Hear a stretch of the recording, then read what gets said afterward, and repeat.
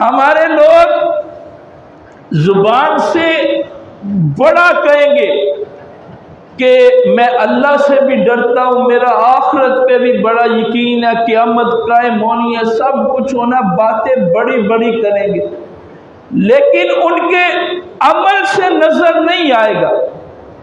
اور علامہ اقبال علیہ رحمہ نے فرمایا تھا زبان سے کہہ بھی دیا لا الہ تو کیا حاصل، دل و نگاہ مسلمان نہیں تو کچھ بھی نہیں۔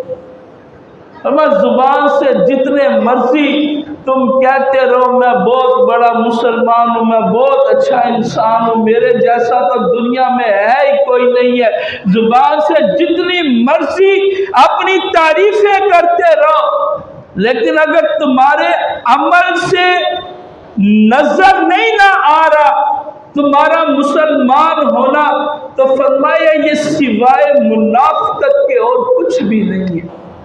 زبان سے باتیں کرنے سے کچھ نہیں ہوگا۔ جن کا اللہ اور آخرت کے دل پہ یقین ہے وہ کون لوگ ہیں؟ یہ رب نے قرآن نے ہمیں بتایا ہے۔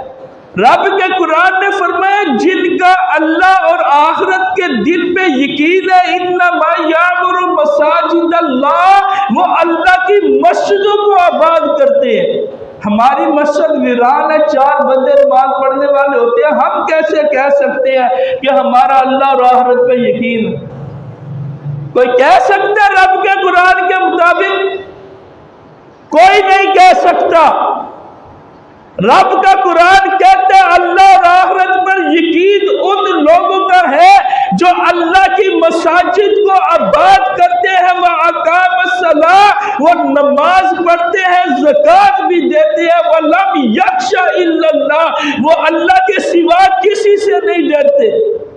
رب نے کہا ہے مجھ سے ڈرنے والے وہ لوگ ہیں جو نماز قائم کرنے والے، جو زکوٰۃ دینے والے۔ فرمایا یہ لوگ ہیں جن کو اللہ نے ہدایت دی ہے۔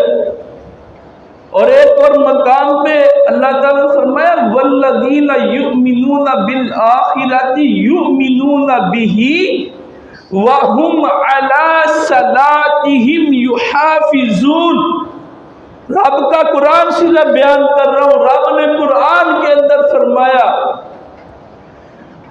والذین یؤمنون بالآخرہ، جن کا آخرت پہ ایمان ہے نا، یؤمنون بہ، فرمایا وہ رب کے قرآن پہ بھی ایمان رکھتے ہیں، وَهُمْ عَلَى صَلَاتِهِمْ يُحَافِظُونَ، اور فرمایا وہ اپنی نمازوں کی بھی حفاظت کرتے ہیں۔ فرمایا وہ اپنی نمازوں کی بھی حفاظت کرتی ہے۔